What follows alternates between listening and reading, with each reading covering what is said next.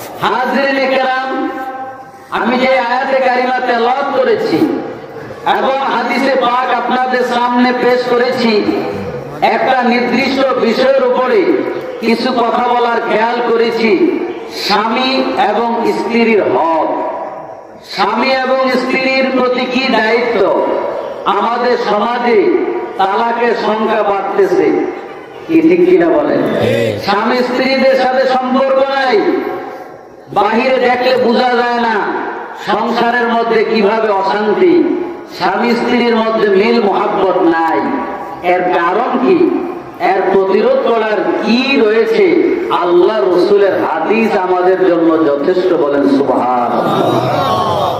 আমি স্বামী স্ত্রীর হকের উপরে দুই চারটি কথা বলার প্রয়াস পাবো বিমাশিয়াতিল্লাহ ওয়া বিফদলিল্লাহিল আযীম।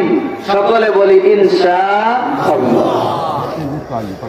আল্লাহ রাব্বুল আলামিন কোরআনে হাকিমে ইরশাদ করেন, এ দুনিয়ার মানুষ শোনো, ওয়ালাহুন্না মিসলুল্লাযী আলাইহিন্না বিল মা'রুফ। তোমাদের প্রতি নারীদের যেমন অধিকার রয়েছে, নারীদের উপরও তোমাদের অধিকার আছে। অনেক পুরুষ মনে করে স্ত্রী হয়ে গোলামের মতো শুধু আমার সেবা করবে, আমারই খেদমত করবে, আমার পরিবার পরিচালনা করবে, তার কাজই তো এইটা, আর আমি ধমকাই বা শাসন করব। কিন্তু স্ত্রীর যেমন আপনার প্রতি দায়িত্ব আছে, হক আছে, স্ত্রীর প্রতিও আপনার কিছু দায়িত্ব কর্তব্য আছে না নাই? এটা বলেছেন আল্লাহ। জোরে বলেন, কে বলেছেন? আল্লাহ রাব্বুল আলামিন বলেন, এ দুনিয়ার মানুষ শোনো, এটা জাহিলিয়াতের যুগের আলামত। যদি স্ত্রীদেরকে তুমি হক পরিপূর্ণ আদায় না করো, জাহিলিয়াতের যুগে মহিলাদেরকে বাজারের পণ্য মনে করা হইতো, মহিলাদেরকে শুধু ব্যবহারের জন্য, ভোগ বিলাসের উপকরণ মনে করা হইতো। না বাবা, একজন স্ত্রী কেবল আপনার সংসারে দাসী হিসাবে ভোগ করবে না, বসবাস করবে না, শুধু কাজ বাজ করার জন্য, রান্না বান্না করার জন্য নয়। একজন স্ত্রী আপনার জান্নাতের সঙ্গী। ওই স্ত্রীর দ্বারা আপনার চরিত্রকে আল্লাহ হেফাজত করবে। আপনার স্ত্রী যদি ভালো হয়, নেককার হয়, তাহলে স্ত্রী শুধু উপভোগ করার জন্য নয়, বরং স্ত্রী দ্বারা আপনার চরিত্রটাও হেফাজতে থাকবে, বলেন সুবহানাল্লাহ। কি ঠিক কিনা বলেন? শুধু তাই নয়, একজন স্ত্রী যদি নেককার আল্লাহওয়ালা হয়, জান্নাতে তার সাথী বানাই দেওয়া হবে। বলবেন, হুজুর আমার স্ত্রী দুনিয়ায় কালো বিবাহ করছে, জান্নাতে কি কালা বউলাই পাবো নাকি? না, কোনো সমস্যা নাই। জান্নাতে আল্লাহ রাব্বুল আলামিন তাকে দেখতে যা আকর্ষণ আপনার হওয়ার দরকার, আল্লাহ রাব্বুল আলামিন আপনার স্ত্রীকে তেমন সুন্দরী বানাইয়া দিবেন। সুন্দরী থাকবে, যুবতী থাকবে, আকর্ষণীয় থাকবে, যা লাগে আল্লাহ সাজাই দিবে। তাহলে আপনার স্ত্রী এটা জান্নাতের সঙ্গী। দুনিয়ায় আপনার চরিত্রকে উত্তম রাখার মাধ্যম। এখন আপনি যদি মনে করেন শুধু কাজই করবে আর রান্না করে খাওয়াবে, এটা মিসকনসেপ্ট। আল্লাহ পাক বলতেছেন না, স্ত্রীর প্রতি যেমন তোমাদের প্রতি স্ত্রীর হক রয়েছে, ন্যায় দায়িত্ব রয়েছে, অনুরূপ ভাবে তোমারও স্ত্রীদের প্রতি দায়িত্ব আছে না নাই? কি জোরে বলেন, আছে না নাই? তবে এই কথা মনে করো না, এই কথা দ্বারা যেন মহিলারা এই কথা না ভাবে তাইলে সমান অধিকার, পুরুষদেরকেও যেমন অধিকার, মহিলাদেরকেও তেমন অধিকার না। এর পরক্ষণে আল্লাহ পাক বলে দিয়েছেন, ওয়ালির রিজালি আলাইহিন্না দারাজা। আল্লাহ রাব্বুল আলামিন বলেন, তবে মনে রাখবা পুরুষদেরকে কিছু মর্যাদা বেশি দেওয়া হয়েছে। মহিলাদের খেদমত করবা, কিন্তু মহিলাদের উপরে পুরুষদের মর্যাদা বেশি দেওয়া হয়েছে, এটা সর্বক্ষেত্রে। যেমন মহিলারা মাসে 30 দিন নামাজ পড়তে পারে না, মহিলারা সারা রমজান রোজা রাখতে পারে না। একজন পুরুষ সারা মাস রোজা রাখতে পারে, একজন পুরুষ সারা মাস নামাজ পড়তে পারে। পুরুষের কোন অসুস্থতা আছে? হায়াত আছে? মহিলাদেরকে আল্লাহ পাক একটু দুর্বল বানিয়েছেন, যে কারণে পুরুষের মর্যাদা বেশি। পুরুষেরা সারা মাস নামাজ পড়তে পারে, রোজা রাখতে পারে, এই জন্য মহিলাদের থেকে পুরুষের মর্যাদা এখানে 1 নাম্বার। 2 নাম্বার, পুরুষ আয় রোজগার কামাই রোজগার করবে, স্ত্রী রান্না বান্না করে খাওয়াবে। স্ত্রীর কাজ হলো রান্না বান্না করা, ছেলে সন্তান লালন পালন করা, স্বামীকে খুশি রাখা। স্ত্রীর কাজ যদি চাকরি করা হয়, তাইলে ওই পরিবারের মধ্যে আর শান্তি থাকে না। ঠিক কিনা? স্বামী যদি করে স্ত্রীও চাকরি করবে, আমিও চাকরি করবো। যখনই দুইজনে চাকরি করে, এখন স্ত্রী ভাত চড়াই দিয়ে কয়, ভাত তুমি বাকিরা রান্না করো, আমি স্কুলে গেলাম। স্ত্রী যখন কামাই করা শিখে যায়, তখন স্বামীর প্রতি তার আর শ্রদ্ধা ভক্তি থাকে না। ঠিক কিনা বলেন? আপনি দুইটা খাবেন, কামাইও খাবেন, আবার তার থেকে খেদমত আশা করবেন, তেল আর পানি একসাথে মিলবে না। এই জন্য পুরুষের মর্যাদা বেশি দেওয়া হয়েছে, কারণ পুরুষ রোজগার করবে, ইনকাম করবে, আর মহিলারা স্বামীর খেদমত করবে। এই জন্য পুরুষদেরকে আল্লাহ পাক মর্যাদা বেশি দিয়েছেন। কিন্তু মহিলারা যদি মনে করে স্বামী স্ত্রীর সমান অধিকার, পুরুষেরা যা করে আমরা তা করব, তাহলে আপনার জন্য জান্নাত কঠিন হয়ে যাবে। কারণ আল্লাহ রাসূল হাবিবে কিবরিয়ার হাদিসে পাকের দিকে দেখেন, নবীজি মহিলাদেরকে নসিহত করতেছে, ও মহিলারা শোনো, আল্লাহ রাসূলের জলিল কদর সাহাবী হযরত আনাস ইবনে মালিক রাদিয়াল্লাহু তাআলা আনহু, আল্লাহ রাসূলের খাদেম হযরত আনাস ইবনে মালিক হাদিস খানা বর্ণনা করেছেন। আল্লাহ রাসূল ইরশাদ করেন, আল মারআতু ইযা সাল্লাত খামসাহা ওয়া সামাত শাহরাহা ওয়া আহসানাত ফারজাহা ওয়া আতাআত বালাহা ফালতাদখুল মিন আইয়ি আবওয়াবিল জান্নাতি শাআত। রাওয়াহু তিরমিজি। চিৎকার দিয়ে বলেন সুবহানাল্লাহ। আল্লাহ রাসূলের জলিল কদর সাহাবী হযরত আনাস ইবনে মালিক থেকে হাদিস কানা বর্ণিত। আল্লাহ রাসূল বলেন, ও মা বোনেরা, তোমাদের বেশি দায়িত্ব দেওয়া হয় না, তোমরা 4টা দায়িত্ব পালন করবা। কয়টা? সকলে হাত উঠে বলেন কয়টা? 4টা দায়িত্ব পালন করবা। যদি এই 4টা কাজ করতে পারো, ফালতাদখুল মিন আইয়ি আবওয়াবিল জান্নাতি শাআত, জান্নাতের 8টা দরজা তোমার জন্য খোলা থাকবে। তুমি যে কোনো দরজা দিয়ে আল্লাহর জান্নাতে চলে যাইতে পারবা। তাহলে মা বোনদের জন্য জান্নাতে যাওয়া সহজ না কঠিন? সহজ। একজন পুরুষের ব্যবসা করতে হয়, চাকরি করতে হয়, হালাল হারাম বাঁচতে হয়, মানুষের সাথে ওঠা বসার ক্ষেত্রে কত হিসাব করতে হয়। এরপরে নামাজ পড়া লাগবে, রোজা থাকা লাগবে, যাকাত দেওয়া লাগবে, দান খয়রাত করা লাগবে, নফল নামাজ পড়া লাগবে, কত রকমের হরেক তাল। কিন্তু নবীজি বলে, ও মা বোনেরা, তোমরা যদি 4টা কাজ করতে পারো, আল্লাহ জান্নাতের 8টা দরওয়াজা খোলা থাকবে।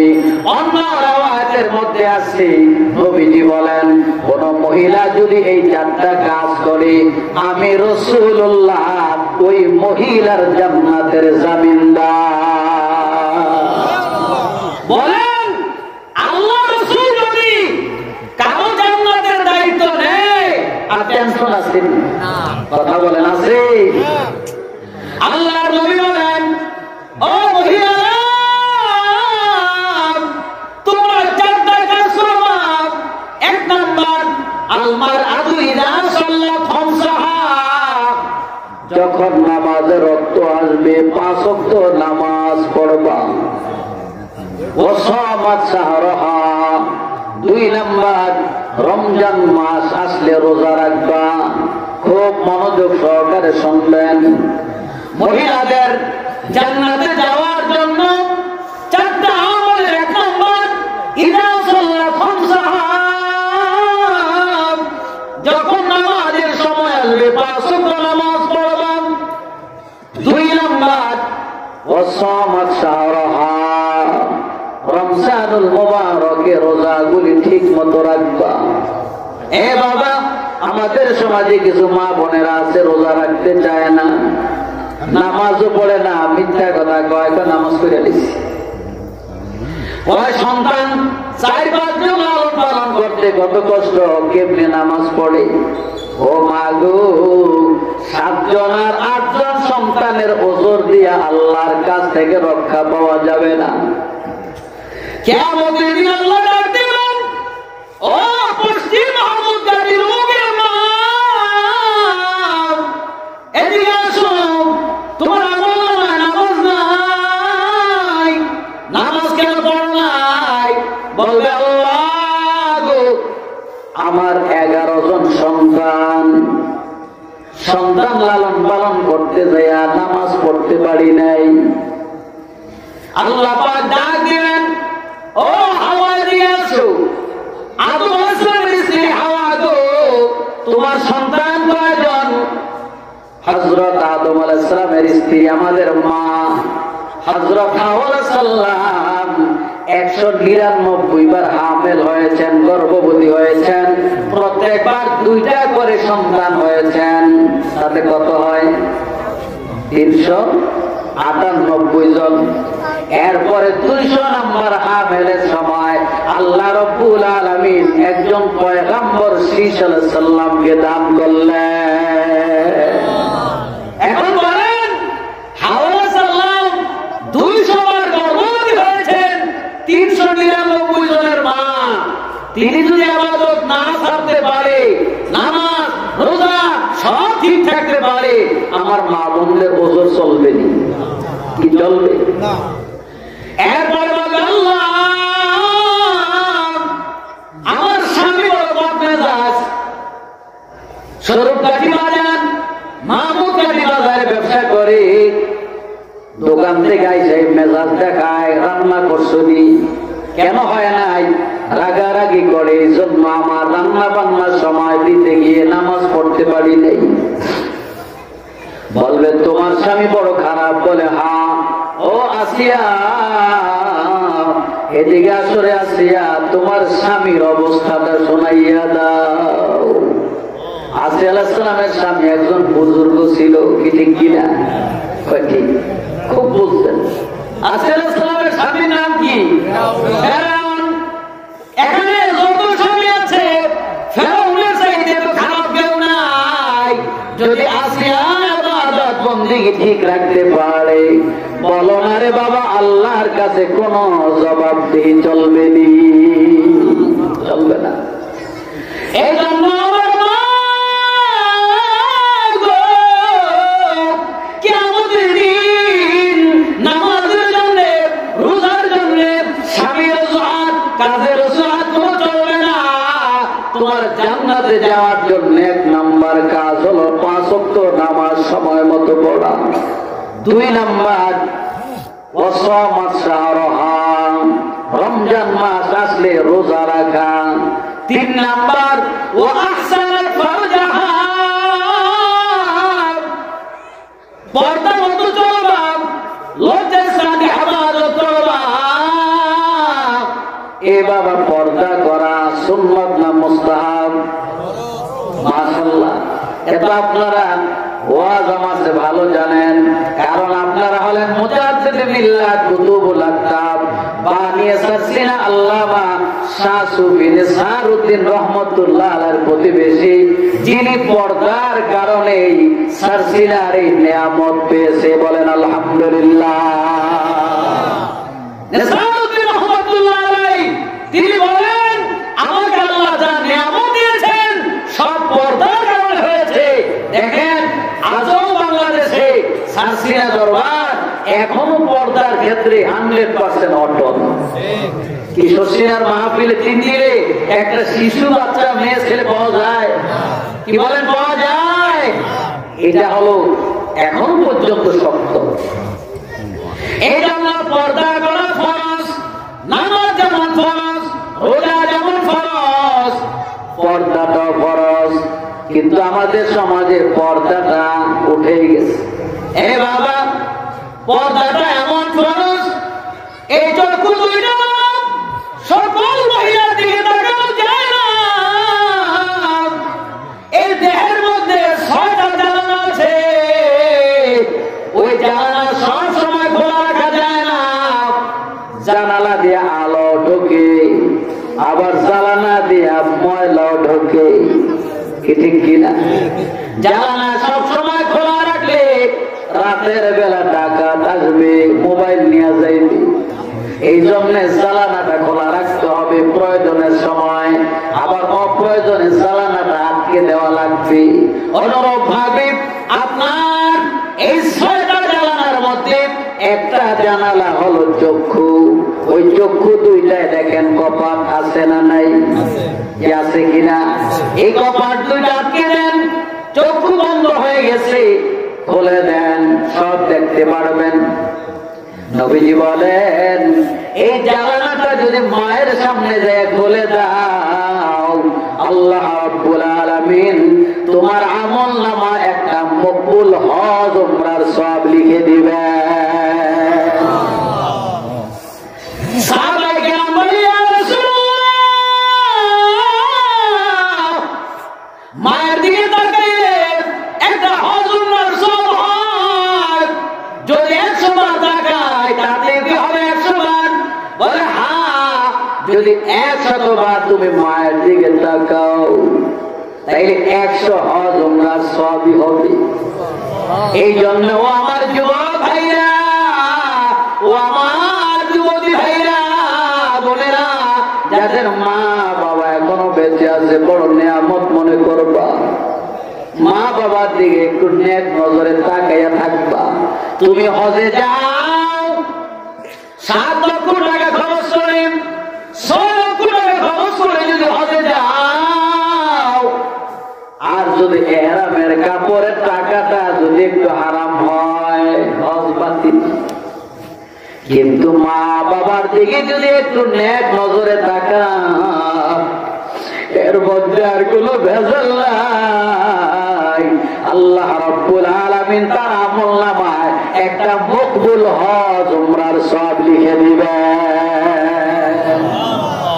এই জন্য যাদের মা আছে ঘরে, যাদের বাবা আছে ঘরে, এটা কবুল হবে, এটা একটা আল্লাহর বাইতুল্লাহ। বলেন সুবহানাল্লাহ।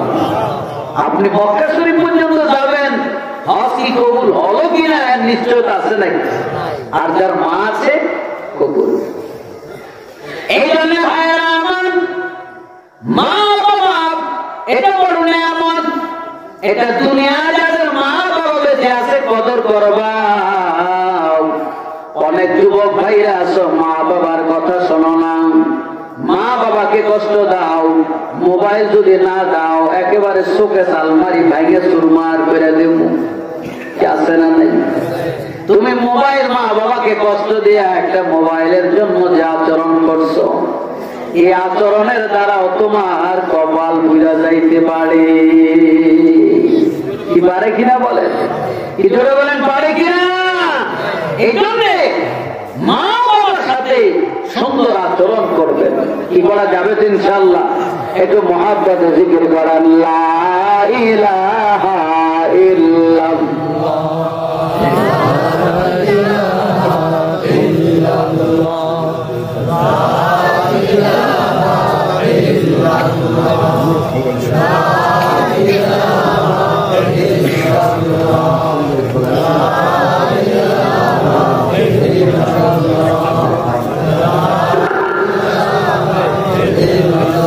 मोहब्बत ला इलाहा इल्लल्लाह ला इलाहा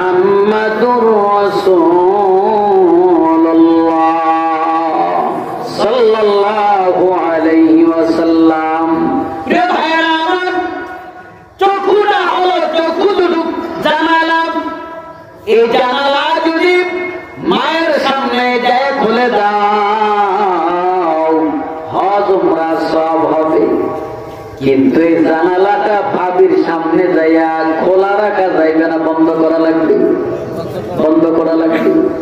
ভাবির সামনে, ফুফাতো বোনের সামনে, মামাতো বোনের সামনে, চাচির সামনে, বেগানা নারীর সামনে জানালাটা বন্ধ করে দাও। যদি নজরে ফুজাত হঠাৎ নজর পড়ে যায় এটা এক্সেপশনাল, ভিন্ন কথা। কিন্তু যদি অন্য নারীদের দিকে তুমি জানালাটা খোলা রাখো তাইলে তোমার আমল নামা একটা জেলার গুনাহ ঢুকে যাবে। মায়ের দিকে তাকালে হযরত আর বেগানা নারীর দিকে তাকালেন জেলার গুনাহ আমল চলে গেল। তাইলে এই ক্ষেত্রে কি জানালা খোলা রাখা যাবে? যাবে না। এই জন্য এই চক্ষু দুইটা যার হেফাজতে থাকবে, নবীজি বলেন যে ব্যক্তি চক্ষু দুইটা হেফাজতে রাখবে আর লজ্জাস্থানকে হেফাজত করবে, জবানকে হেফাজত করবে, নবীজি বলেন তার জান্নাতের জামিনদার হয়ে গেল। কঠিন ব্যাপার লজ্জাস্থানকে হেফাজত করা, লিসান জবানকে হেফাজত করা, চক্ষুকে হেফাজত করা। আজকে আমাদের সমাজে পর্দা ওয়াজ করেন, আপনার মায়েই তো ছেড়ে রাখছেন মার্কেট করার জন্য। আপনার মেয়েদেরকে যদি মার্কেটে যাওয়া বন্ধ করে দেন, আপনার স্ত্রীকে যদি মার্কেটে যাওয়া বন্ধ করে দেন, তাহলে সমাজ আর ইফতিজিং হবে না, সমাজের মধ্যে ফিতনা ফাসাদ হবে না, সমাজের মধ্যে বাজে কাজ হবে না। এ বাবা সরসিনা শরীফে দাদা হুজুরকে রাহমাতুল্লাহ আলাইহি স্ত্রীকে বললাম, ও পিয়াম্মা আপনি পর্দার মধ্যে কেমনে থাকেন সারাদিন সারা রাত বছরকে বছর, এতে কি কষ্ট হয় না? তিনি বললেন, মা গো মরিচের মধ্যে পোক থাকতে কি পোকের কষ্ট হয় নাকি? মরিচের মধ্যে পোকা হয় কিনা বলেন? কি কথা, পোকার কি ঝাল লাগে? ওইটা অভ্যাস হয়ে যায়। পর্দা মূলত কঠিন কিছু না, পর্দা যারা করে না তাদের কাছে কঠিন, যে পর্দা করে তার জন্য পর্দাটা এমনিতে সহজ হয়ে যায়। ঠিক কিনা বলেন? এই জন্য আল্লাহ রাসূল বলেন, ও মহিলা তোমরা চারটা কাজ করবা। এক নাম্বার আল-মারাতু ইযা সাল্লাত খামসাহা, 5 ওয়াক্ত নামাজ পড়বা। 2 নাম্বার রমজান মাস আসলে রোজা রাখবা।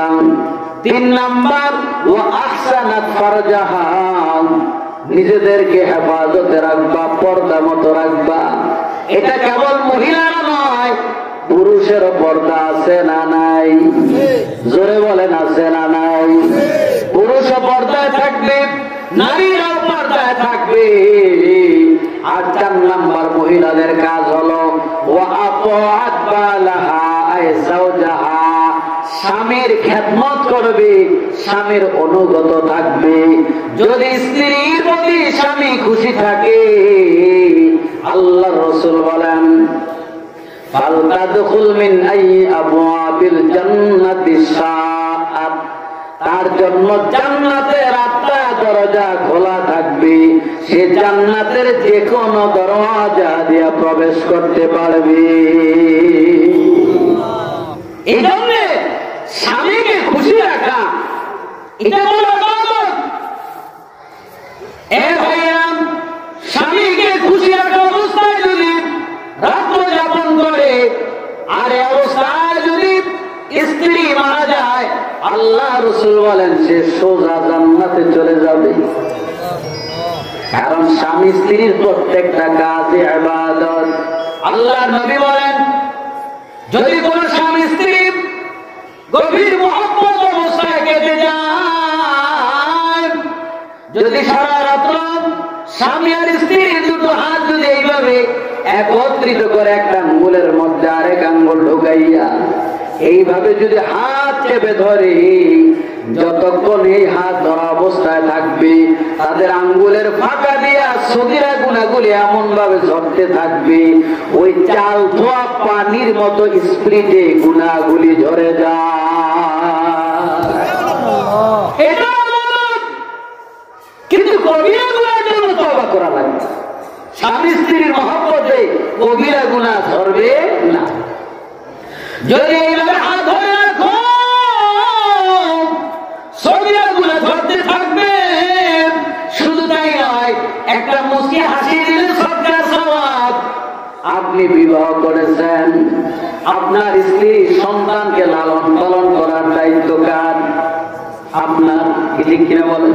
কিন্তু নবীজি বলেন, যদিও তোমার স্ত্রী সন্তানের জন্য বাজার ঘাট করে তুমি রান্না বান্না করবা, কিন্তু যদি এরকম নিয়ত করো তারা এই খাবার খাইয়া ইবাদত বন্দেগী করবে, একটু নিয়তটা যদি পাল্টাইয়া দাও, তাহলে তোমার সন্তান স্ত্রীদেরকে খাওয়ানোর পরও তোমার আমলনামায় আল্লাহ পাক সদকার সওয়াব লিখে দিবেন। খাওয়াইলেন আপনার স্ত্রীকে, খাওয়াইলেন আপনার সন্তানকে, আর আপনার আমলনামায় সদকার সওয়াব। বলেন সুবহানাল্লাহ। এই জন্য ভাইরা আমার, মা বোনদেরকে বলবেন তাদের অনেক কাজ করার প্রয়োজন নাই, কেবল 4টা কাজ করবে। নামাজ পড়বে, রোজা রাখবে, পর্দা মতো চলবে, স্বামীকে খুশি রাখবে। এই 4টা কাজ করলে নবীজি বলেন, ফালতাদখুল মিন আই আবওয়াবিল জান্নাতি শাআত, আল্লাহ পাকের জান্নাতের 8টা দরজা তার জন্য খোলা থাকবে। অন্য হাদিসের মধ্যে এসেছে, হযরত আব্দুল্লাহ ইবনে আব্বাস রাদিয়াল্লাহু তাআলা আনহু, নবীজির চাচাতো ভাই, আল্লাহ রাসূলের একজন খাদেম, ইবনে আব্বাস কে আল্লাহ রাসূল হাত ধরে বলতেছে, ও ইবনে আব্বাস রে,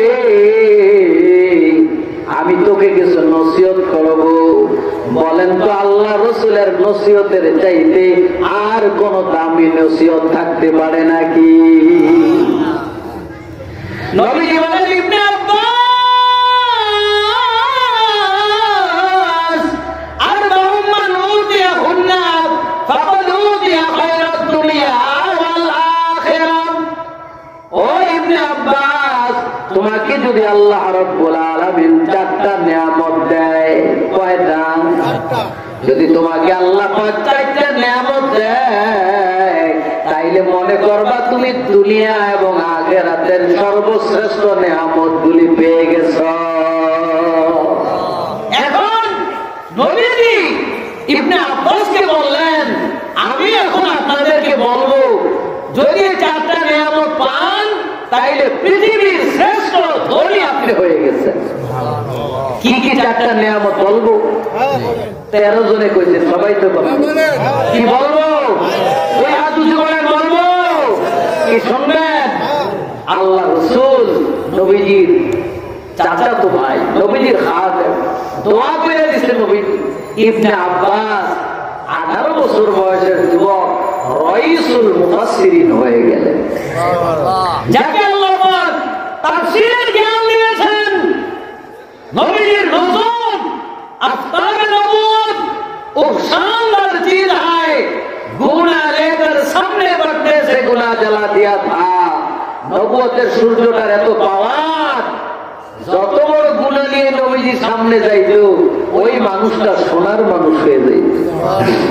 এই জন্য আহলুস সুন্নাহ ওয়াল জামাতের আকীদা, तमाम নবীরা নিষ্পাপ মাসুম, নবীদের কোনো গুনাহ নেই। আর সাহাবায়ে কেরামের গুনাহ আছে, তারা মাহফুজ, তাদেরকে আল্লাহ পাক হেফাজত করেছেন। তাদের যদিও গুনাহ হয়েছে, তাদেরকে আল্লাহ পাক নিষ্পাপ মাসুম বানাইয়া কবরে নিয়েছেন। বলেন না সুবহানাল্লাহ। কোন সাহাবী গুনাহ নিয়ে কবরে যায় নাই।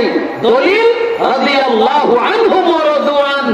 আল্লাহ যাদেরকে খুশির ঘোষণা দেয় তাদের প্রতি আর কোন বেজার কেউ থাকতে পারে? কি বলেন, থাকতে পারে? এখন আমরা যদি কেউ সাহাবায়ে কেরামের সমালোচনা করি, তাদের দোষ চর্চা করি, তাহলে আল্লাহকে আমি খুশি, তাদের প্রতি মাফ করে দিলাম, তাইলে কেমন যেন বুঝ, আল্লাহ আপনি মাফ করলে আমি মাফ করি নেই, কিরকম বুঝায়? তাইলে এটা তো চরম বেয়াদবি।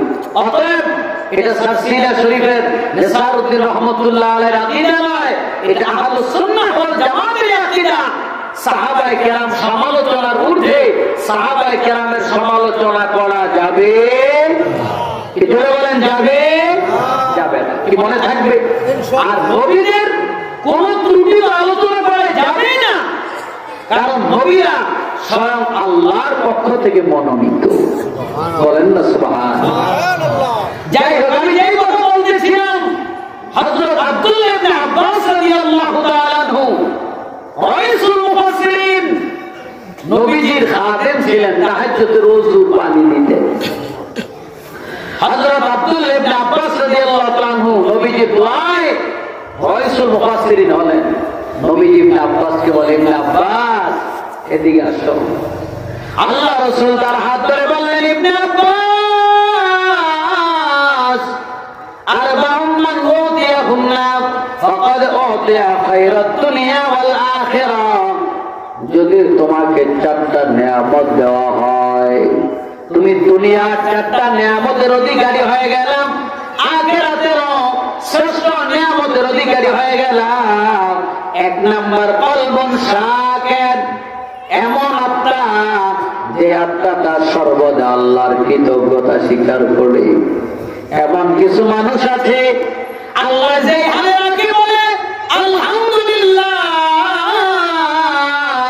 আমার আল্লাহ খুব ভালো রেখেছেন, এটা আল্লাহ পাক যাকে এই অন্তরটা দিয়েছেন এটা বড় পাওনা। আবার অনেকের 10 তলা বিল্ডিং, ঢাকা শহরে 5টা বাড়ি, বাড়ির অভাব নাই, গাড়ির অভাব নাই, তার আরো লাগবে, আরো লাগবে, আরো লাগবে, চাওয়ারও শেষ নাই, পাওয়ারও শেষ নাই, তার জবানে শুকরিয়া নাই। আছে না নাই? আরো লাগবে, আরো লাগবে, আরো লাগবে।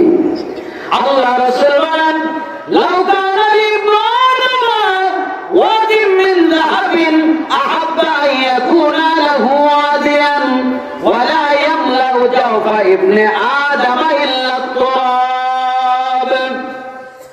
নবীজি বলেন, আদম সন্তানকে যদি একটা স্বর্ণের মাঠ দেওয়া হয়, বলবে আল্লাহ আরেকটা যদি স্বর্ণের মাঠ পাইতাম। দ্বিতীয় আরেকটা স্বর্ণের মাঠ দেওয়া হলে বলবে আল্লাহ আরেকটা যদি স্বর্ণের মাঠ পাইতাম। নবীজি বলেন, ওয়ালা ইয়ামলাউ জাওফা ইবনে আদম ইল্লা তুরাব।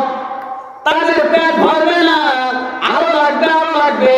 যদি স্বরূপকাঠি বাজারে ভিড়ি থাকে তাহলে বরিশালে বাড়ি করা লাগবে, যদি বরিশালে বাড়ি হয়ে যায় ঢাকা বাড়ি কিনা লাগবে, ঢাকা যদি বাড়ি হয়ে যায় গুলশান বনানীতে বাড়ি করা লাগবে, ওই বনানী ধানমন্ডিতে যদি বাড়ি হয়ে যায় লন্ডনে বাড়ি করা লাগবে, লন্ডনে যদি বাড়ি হয়ে যায় আমেরিকার চাহিদা হয়ে যায়, আমেরিকা যদি বাড়ি হয়ে যায় এখন মানুষ চাঁদের দেশেও যাইতে চায়।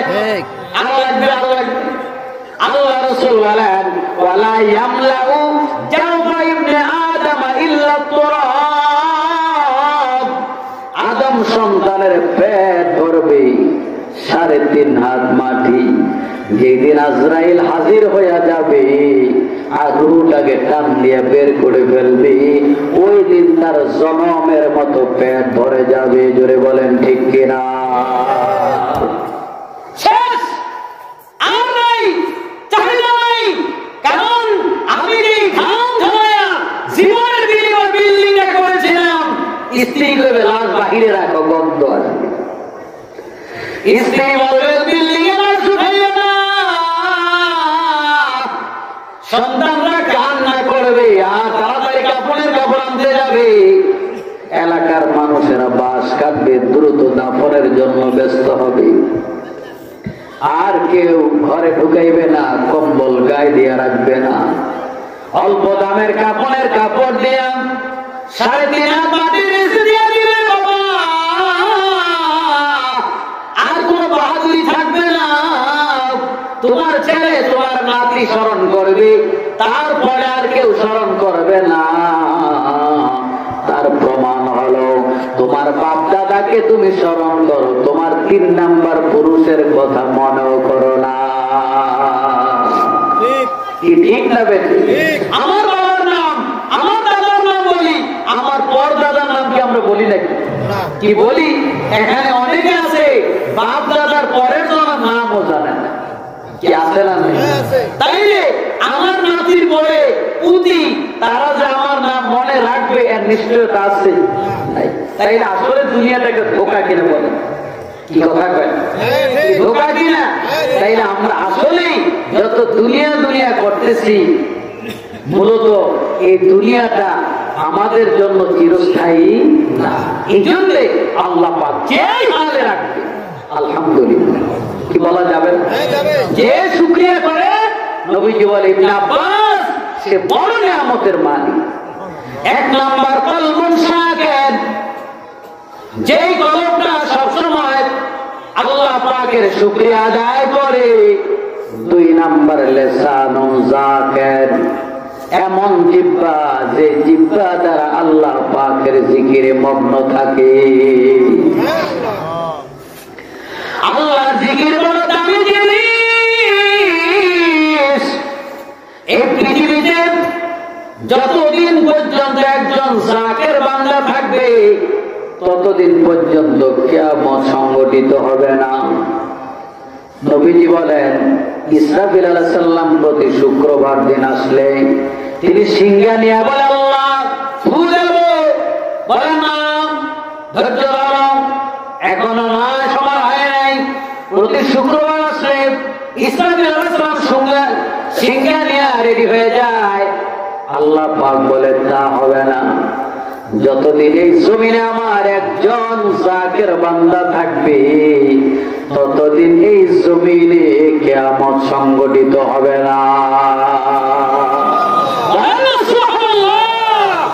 তাহলে আল্লাহ আল্লাহ আল্লাহ লোক যতক্ষণ আছে ততক্ষণ কিয়ামত হবে না। কারণ যতক্ষণ একজন আল্লাহ বলার মানুষ থাকবে, ওই মানুষটাকে আল্লাহ পাক হেফাজত করবে, তার কোন ধ্বংস হবে না। পয়গম্বর নূহ আলাইহিস সালাম, যাকে বলা আদম সানি, নূহ আলাইহিস সালামের সময় কিস্তির মধ্যে একদল মুসলমানদেরকে উঠাইয়া কাফেরদেরকে আল্লাহ পাক ধ্বংস করে দিয়েছিলেন। তামাম পৃথিবী ধ্বংস হয়েছিল। ওই ধ্বংসের পর প্লাবন হয়েছিল। 40 দিন পর্যন্ত পানিতে ডুবন্ত ছিল কাফেররা শেষ, আর মুসলমানেরা জাহাজের মধ্যে ছিল। আল্লাহর কাছে যখন নালিশ করলেন, আল্লাহ এই জাতি বড় ভেজাইল্লা জাতি, আমারে বড় জ্বালায়। আল্লাহ কয়, নূরে তুমি একটা নৌকা বানাও, নৌকা বানাইয়া তোমার অনুগত যারা তাদেরকে উঠাইয়া নাও, আর নাফরমানদেরকে ছেড়ে দাও। আমি আল্লাহ তাদেরকে ধ্বংস করে দেব, হালাক করে দেব। পয়গম্বর নূহ আলাইহিস সালাম নৌকা বানাইয়া তার উম্মতদেরকে বললেন, তোমরা অমুক দিন অমুক সময় অমুক জায়গায় কিস্তিতে উঠবা, সবাই টাইম মতো উঠে যাবা। আল্লাহ রাব্বুল আলামিন প্লাবন দিবেন। একজন বুড়ি মহিলা কয়, ও আল্লাহর পয়গম্বর, আমি বুড়ি মানুষ, আমার মনে থাকবে না, আমাকে একজন লোকের দ্বারা খবর দিবেন। বলে ঠিক আছে। ওই পয়গম্বর চলে গেছে, প্লাবন শুরু হয়ে গেছে। প্লাবন দিয়েছে নিচ থেকে পানি, আসমান থেকে পানি। কেউ নৌকা নিয়ে উঠবে, কাজ হবে না। আসমান থেকে পানি, নিচ থেকে পানি, দুই দিকের পানি চাপা দিয়া তামাম জাতিকে ধ্বংস করে দিলেন। কেউ ছাতা দিয়া বাঁচতে পারবে না। উপরের পানি থেকে শিলা বৃষ্টি, নিচ থেকে পানি, উপর থেকে পানি। এই পানিতে পানিতে এমন বন্যা দিয়েছে, 40 দিনের বন্যায় নূহ আলাইহিস সালামের জাতি সবাই ধ্বংস হয়ে গেলেন।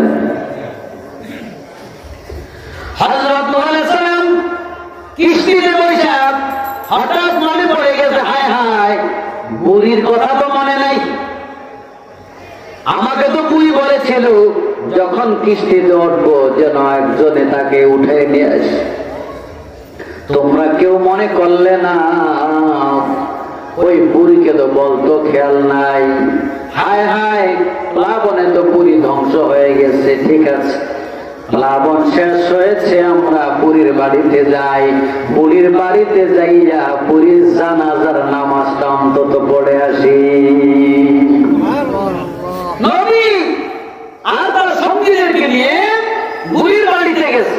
যাইয়া দেখে বুড়ি তার চুলার মধ্যে রান্না করতেছে। আরো জোরে হইবে না সুবহানাল্লাহ?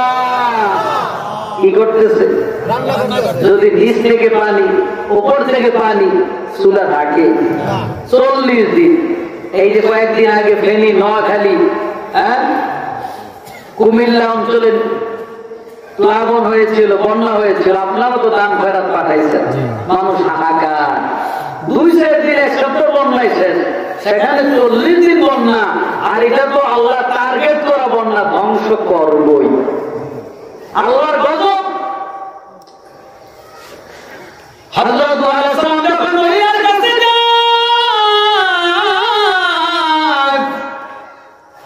যান, সালাম দিলেন, বুড়ি বলতেছে, ও পয়গম্বর, প্লাবন কি শুরু হয়ে গেছে নাকি? বলে কি বলেন? প্লাবন তো শেষ হয়ে গেছে, আপনি কি টের পান নাই?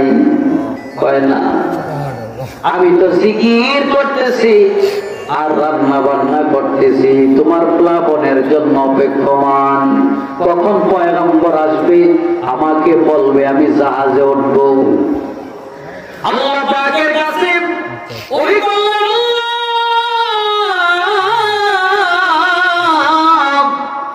এই বুড়ি প্লাবনের খবর জানে না,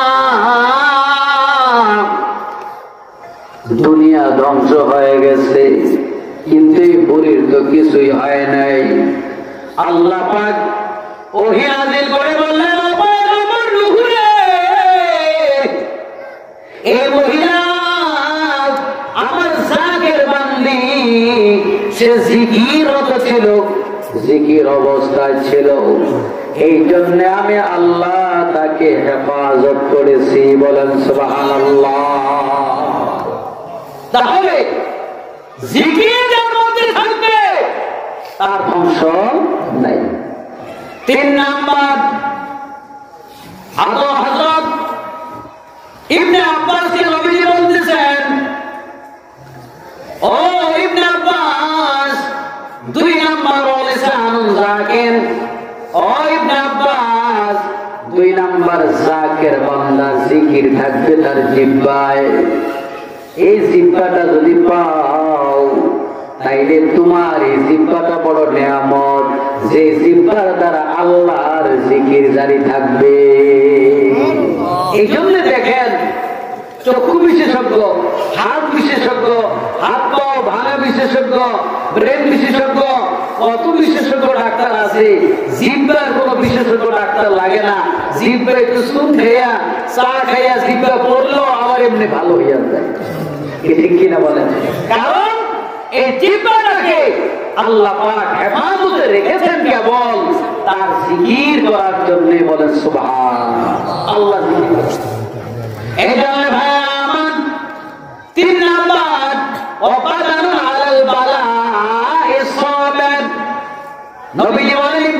আছে। 3 নাম্বার, এমন একটা শরীর যদি পাও, ওয়াবাদানুন আলাল বালা'i সাবির, এই শরীরটা বিপদ মুহূর্তে ধৈর্য ধারণ করবে। বিপদ যখন হবে ধৈর্য ধরবে। অনেকে একটু জ্বর হইলে আল্লাহর গালি গালাজ করে, আল্লাহ আমার জ্বর কাউরে পাও নাই জ্বর দেওয়ার জন্য। না না, ও বাবা, যদি কারো জ্বর হয় আর যদি ধৈর্য ধারণ করতে পারে, আল্লাহ রাব্বুল আলামিন তার 100 বছরের সগীরা গুনাহ মাফ করে দেয়। এই জন্য জ্বর হওয়াটা বড় নিয়ামত। এই জন্য ভাইরা আমার, বিপদ আপদ এটা আল্লাহর পক্ষ থেকে, বিপদ আপদ হয় এটা বড় পরীক্ষা। আমাদের তো জ্বর ঠান্ডা 2 দিন 5 দিনের বেশি হয় না, আর নবী পয়গম্বরদের আল্লাহ পাক বছরের পর বছর রোগ দিয়ে রেখেছেন। মুহূর্তের জন্য আল্লাহর জিকির ছাড়ে নাই। আইয়ুব আলাইহিস সালামকে আল্লাহ পাক 18 বছর রোগ দিয়েছেন, গোটা শরীরে পোকামাকড় কামড়ায় দেহটা শেষ করে দিয়েছে। কিন্তু হযরত আইয়ুব আলাইহিস সালাম একদিনের জন্য আল্লাহর জিকির থেকে গাফেল হয় নাই। আল্লাহর জিকির, আল্লাহর জিকির থেকে গাফেল হয় নাই। হযরত আইয়ুব আলাইহিস সালাম তিনি একদিন হঠাৎ করে কান্না করতেছে। ওই কান্না অবস্থায় আল্লাহ রাব্বুল আলামিন জিজ্ঞেস করলেন, হে আইয়ুব, তুমি কান্না করো কেন? আল্লাহ পাক জিজ্ঞেস করলেন, আইয়ুব কান্না করো কেন? এতদিন পর্যন্ত কান্না করো নাই। আইয়ুব আলাইহিস সালাম বলে, আল্লাহ রোগ দিয়েছেন সেই জন্য কান্না করি না, ব্যথার জন্য কান্না করি না, আমি কান্না করতেছি আমার জিহ্বায় পোকায় কামড় দিয়েছে সেই জন্য আমি আপনার জিকির করতে পারি না, এই জন্য কান্না করতে। এই জন্য যে অবস্থায় রোগ ব্যাধি হোক ধৈর্য ধারণ করে আল্লাহর বড় নিয়ামত। 6 নাম্বার বললাম। 3 নাম্বার, 4 নাম্বার, ওয়াসাউজাতুন লা তাবগি খাওনান ফি নাফসিহা ওয়া মালিহি। ইবনে আব্বাস রে, 4 নাম্বার নিয়ামত এমন একজন স্ত্রী যদি পাও যে নিজেকেও হেফাজত করবে, তোমার সম্পদকেও হেফাজত করবে। এই হাদিসটা বলার এটাই আমার মূল উদ্দেশ্য। এখানে বলতেছিলাম স্বামীর প্রতি স্ত্রীর কেমন দায়িত্ব। 4টা জিনিস স্বামী স্ত্রীর উভয়ের মধ্যে সমান অধিকার রাখতে হবে। স্ত্রীর প্রতি যেমন স্বামী, স্বামীর প্রতি স্ত্রী। 1 নাম্বার, পরস্পরের মধ্যে আমানত, মনে রাখবেন আমানতের খেয়ানত করা যাবে না। স্ত্রীর গোপন বিষয় স্বামী প্রকাশ করবে না,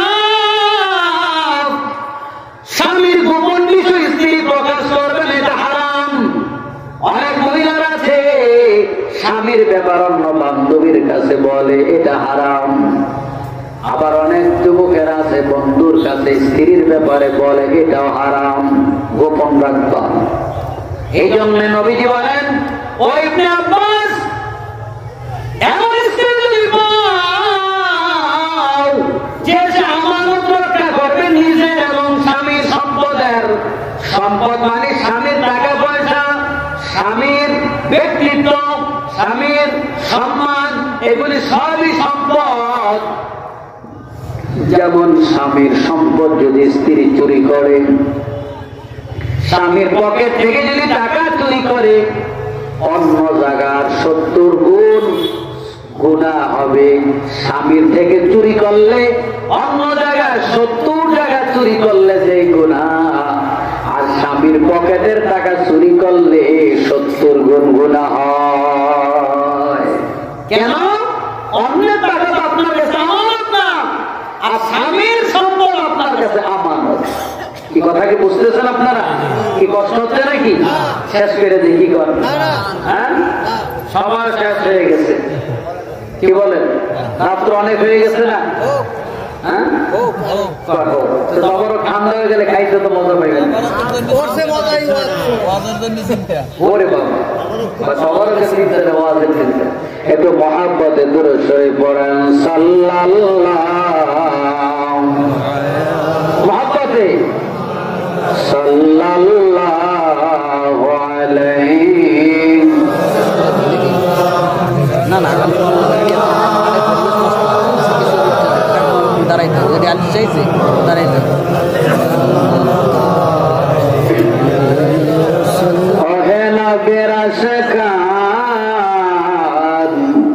দরদ বড় দিয়া মন, জীবন থাকিতে কভু ভুলো না এ নাম সাল্লাল্লাহ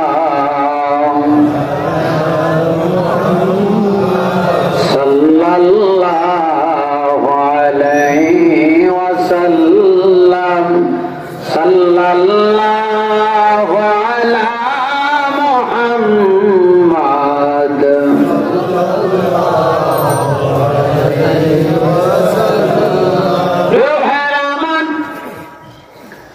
স্বামী স্ত্রীর মধ্যে চারটা অধিকার সমানভাবে খেয়াল রাখতে হবে। এক নম্বর আমানত, স্ত্রী স্বামীর সম্পদের আমানতদারিতা করবে, স্বামীর সম্মানের আমানতদারিতা রক্ষা করবে। দুই নাম্বার পরস্পরের মধ্যে সমানভাবে ভালোবাসা রাখবে। স্ত্রী স্বামীকে ভালোবাসবে, স্বামী স্ত্রীকে ভালোবাসবে। আল্লাহ রাসূল স্ত্রীদেরকে এত ভালোবাসেন, নবীজির প্রেমে স্ত্রীরা প্রতিযোগিতা করতেন কার চাইতে কে বেশি নবীজিকে ভালোবাসতে পারে। রে বাবা, স্ত্রী স্বামীকে ভালোবাসবে, স্বামী স্ত্রীকে ভালোবাসবে। পরস্পরের মধ্যে যদি ভালোবাসা যত বেশি হবে, স্বামী স্ত্রী কারোর মধ্যে চরিত্রের খারাপ কিছু থাকবে না। যদি স্ত্রীর সাথে সম্পর্ক ভালো না থাকে, তখনই তো অন্য লাইন বলবে। কি কথা বললেন? এই জন্য স্বামী স্ত্রীর সাথে সুসম্পর্ক রাখেন। তিন নম্বর পরস্পরের মধ্যে আস্থা তৈরি করা। স্বামীর প্রতি স্ত্রীর যেন আস্থা নষ্ট না হয়, স্ত্রীর প্রতি যেন স্বামীর আস্থা নষ্ট না হয়। যদি আস্থা নষ্ট হয়ে যায়, পরস্পরের মধ্যে ভক্তি শ্রদ্ধা থাকবে না। আপনার স্ত্রী যদি দেখে আপনি মোবাইল অন্য মহিলার সঙ্গে কথা বলেন, মেসেঞ্জারে কথা বলেন, ওই স্ত্রী আপনার প্রতি ভক্তি থাকবে নাকি? আপনি যদি দেখেন আপনার স্ত্রী পর পুরুষের সঙ্গে মেসেঞ্জারে কথা বলে, আপনার কি স্ত্রীর প্রতি মহব্বত থাকবে নাকি? তাইলে পরস্পরের মধ্যে আত্মবিশ্বাস আস্থা রাখা। স্বামীর মুখের সাথে স্ত্রী কথা বলবে না, এই ঝগড়াঝাটি করলে তাইলে একজনের প্রতি আরেকজনের ভক্তি থাকে না। কি ঠিক কিনা বলেন? মায়া লাগা, একজনের প্রতি ভক্তি হওয়া, আকর্ষণ বাড়ার জন্য একজনের প্রতি মায়া হওয়া লাগে না। এখন যদি স্ত্রী যদি কক কক কক কক করে, স্বামীর মুখের উপরে শুধু ঝগড়া করে, তখন তার প্রতি আজকে মায়াটা থাকে। কথা বলতে তাইলে পরস্পরের মধ্যে আস্থা রক্ষা করে। চার নম্বর পরস্পরের মধ্যে আদবের সাথে ন্যায় আচরণ করে। স্বামীও যেমন স্ত্রীর সাথে সুন্দর ব্যবহার করবে, স্ত্রীও স্বামীর সাথে সুন্দর ব্যবহার করবে, আদব রক্ষা করবেন। আমরা মনে করি স্ত্রীকে খেদমত করবে, কাপড় চোপড় ধুইবে, আমার সেবা করবে, আর আমি কিছুই করবো না, আমি শুধু অর্ডার দেব। আমাকে স্ত্রী 10 দিন পানি এনে খাওয়াইছে। একদিন স্ত্রী অসুস্থ, শুইয়া কয়েকটু পানি এনে খাওয়ান। আমি ওকে হুকুম দাও, আমি কি হুকুমের গোলাম নাকি? না না, এটা প্রেস্টিজের কিছু নয়, এটা সুন্নতে রাসূল। বলেন সুবহানাল্লাহ। আল্লাহ রাসূল স্ত্রীদের খেদমত করেছেন।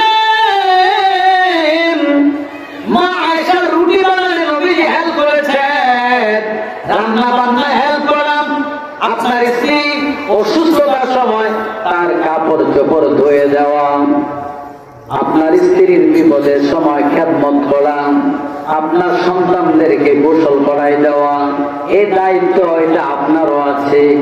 আর সন্তানের যত বেশি আপনি খেদমত করবেন, প্রস্রাব পায়খানা ধুইবেন, কাপড় চোপড় ধুইবেন, আপনাকে আল্লাহ একটা দোয়া শিক্ষা দিয়েছে, অর্থটা খেয়াল করেন, রব্বির হামহুমা কামা রব্বায়ানি সগীরা। অর্থ হয় আল্লাহ আপনি আমাদের মা বাবার প্রতি রহম করেন, করুণা করেন, দয়া করেন, যেমনি ভাবে আমাদের মা বাবা আমাদের ছোটবেলা দয়া করছে। তাইলে আপনি যদি সন্তানকে ছোটবেলা দয়ার চোখে না দেখেন, তাইলে আল্লাহ পাক আপনার প্রতি দয়া করবেননি। কি কথা কি বলছেন? তাইলে সন্তান আমাদেরকে যেমনি লালন পালন করছেন আপনিও করেন, তাইলে আপনি যত আদর করবেন তখন দেখবেন আপনার সন্তান দোয়ার সাথে সাথে মিলে যাবে, আল্লাহ আপনার প্রতি কত করুণা করবে। বলেন না সুবহানাল্লাহ। এই জন্য হাজিরিনে কেরাম বেশি বেশি সন্তানদেরকে আদর করবেন। হ্যাঁ, বেশি আদরে আবার যেন লেখাপড়ার 12টা না বাজে। কি করতে হইবে? সন্তানদেরকে স্নেহ মমতা করতে হবে, তাদের প্রস্রাব পায়খানা ধুইতে হবে, কাপড়ও ধুইতে হবে। এটা বলার উদ্দেশ্য শুধু সব স্ত্রী ধুইবে তা না, আপনারও কিছু দায় দায়িত্ব আছে না নেই? নবীজি বলছেন, তোমরা মহিলাদের সাথে কাঁচের গ্লাসের মতো আচরণ করো। কাঁচের গ্লাস যদি পাক্কায় ফেলাই দেন, গ্লাস থাকবে না, ভেঙে যাবে, ভেঙে যাবে। মহিলারা নরম স্বভাবের, তাদের সাথে তোমরা ধমক দিয়ে কথা বলবা না, হ্যাঁ শাসনও লাগবে, সেটার তো একটা ধারাবাহিকতা। প্রথম শুরুই আপনি যে লাড়ি নিয়ে পিটান শুরু করছেন, এরপরে আর কি করবেন? এরপরে কি আপনার কথা শুনবে? কি বলেন, শুনবে? পিটাইয়ে যদি অভ্যাস করে নেন, এরপর আপনি পুলিশ ধরে যাইবেন। একজনের ফাঁসির রায় দিয়ে যদি কয় 10 বার কাম ধরো, এটা কি বিচার নাকি? কি কথা কয়? রাশি হয়ে দিচ্ছে ফাঁসির রায়, এখন কাম ধরে আপনি এই জন্য আগে আন্দোলন থেকে শুরু করেন, এরপরে ফাঁসি পর্যন্ত যান।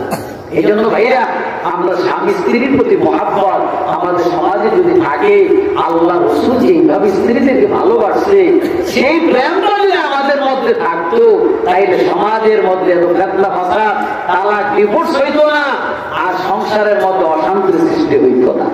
কি ঠিক কিনা বলেন? কারণ স্বামী মনে করে আমি তো স্বামী, আমি কেন কাজ করবো? অথচ আল্লাহ রাসূল স্ত্রীদের সহযোগিতা করতেন। বলেন না সুবহানাল্লাহ। এই জন্য এই 4টা কাজ মনে রাখবেন। পরস্পরের মধ্যে আমানত রক্ষা করবেন, পরস্পরের মধ্যে প্রেম ভালোবাসা গভীর করবেন, পরস্পরের মধ্যে যেন আস্থা নষ্ট না হয়, স্ত্রীর কাছে ভালো থাকবেন, স্ত্রীও স্বামীর কাছে ভালো থাকবে। নবীজি বলেন, যে পুরুষ স্ত্রীর কাছে ভালো, সে আল্লাহর কাছে ভালো। বলেন না সুবহানাল্লাহ।